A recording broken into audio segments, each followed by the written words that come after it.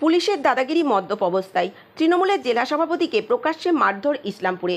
শুক্রবার আনুমানিক রাত্রি 11:40 নাগাদ ইসলামপুর বাসস্ট্যান্ড এলাকায় একটি ফলের দোকানে বাজার করছিলেন মুর্শিদাবাদ বহরমপুর সাংগঠনিক জেলার তৃণমূল যুব কংগ্রেসের সভাপতি আসিফ আহমেদ। এমতো অবস্থায় দোকানের সামনে কেন গাড়ি বলে শুরু যুবনেতাকে মারধর। মদ্যপ অবস্থায় পুলিশ কর্মীর এমন দাদাগিরিতে ছিছি হচ্ছে এলাকা জুড়ে। এর আগেও একাধিকবার ইসলামপুর থানার পুলিশের বিরুদ্ধে অভিযোগ উঠেছিল সাধারণ মানুষ থেকে শুরু করে সংবাদ মাধ্যম ও জনপ্রতিনিধিদের সঙ্গে অপব্যবহারের। তবে এবার মদ্যপ অবস্থায় তৃণমূল যুব কংগ্রেসের জেলা সভাপতির গায়ে হাত ও অপমানের অভিযোগে বিরাট হইচই পড়ে যায় এলাকায়। ঘটনা ফোন মারফত জেলা পুলিশ সুপারকে জানিয়েছেন তৃণমূল যুব কংগ্রেসের সভাপতি আসিফ আহমেদ বলে খবর। সমগ্র ঘটনা জানাজানি হতেই বিভিন্ন এলাকা থেকে শুরু করে ইসলামপুর বাসস্ট্যান্ডে বিশাল জমায়েত করে তৃণমূল কর্মীরা।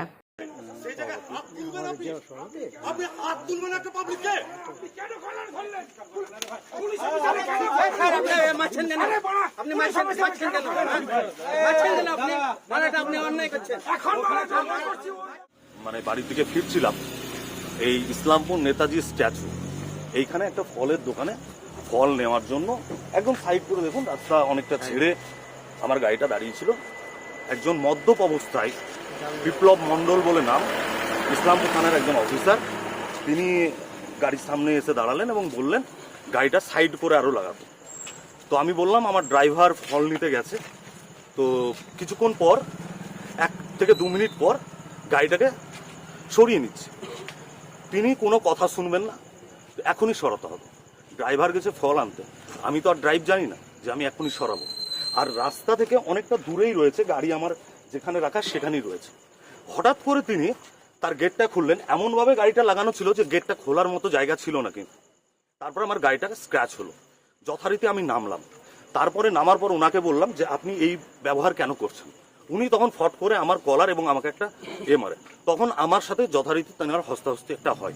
তারপরেও যখন সবকিছু হলো, তারপরও পাবলিক যখন ছিল, উনি যখন বললেন যে আপনার পরিচয়টা কেন দিলেন না, আমি বলছি আমার পরিচয় কেন দেবো?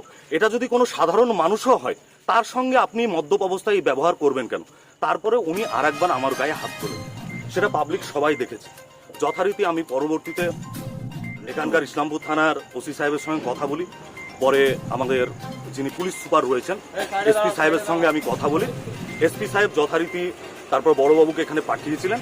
সেই অফিসার যে মদ্যপ অবস্থায় ছিল, এখানে যতজন দাঁড়িয়ে আছে তারা কিন্তু সাক্ষী রয়েছে এবং বড়বাবু নিজেও সেই কথাটা স্বীকার করেছেন এবং বলেছেন যে তিনি মদ্যপ অবস্থায় ছিলেন। এটাকে আমি কখনো প্রশ্রয় দিই না, তিনার বিরুদ্ধে অ্যাকশন নেব। আমি এটাই চাই, যেভাবে আমার এসপি সাহেবের উপর আস্থা রয়েছে, এখানকার বড়বাবুর প্রতি আস্থা রয়েছে, যিনি ইসলামপুর থানার ওসি, তিনার উপর আস্থা রয়েছে। এই রকম মদ্যপ অফিসারদেরকে কখনোই রাত্রিবেলায় ডিউটিতে দেবেন না। কেননা আজ যদি একটা পরিবার নিয়ে, আমার জায়গায় ফ্যামিলি নিয়ে, মা বোনদের নিয়ে যদি বেরোতো, সেই জায়গায় যদি এই অপ্রীতিকর ঘটনা ঘটতো, তাহলে কি অবস্থা দাঁড়াতো। যেখানে আমাদের পুলিশ মন্ত্রী মাননীয় মমতা বন্দ্যোপাধ্যায় সব সময় তিনার নেতৃত্বে যেভাবে বাংলা সুরক্ষিত, সেই জায়গায় এই বিপ্লব মণ্ডলদের মতো লোকরা এই জায়গাটাকে কুলসিত করছে। তাই তিনার বিরুদ্ধে আমি প্রশাসনকে বলবো যথারীতি ব্যবস্থা নেওয়ার জন্য।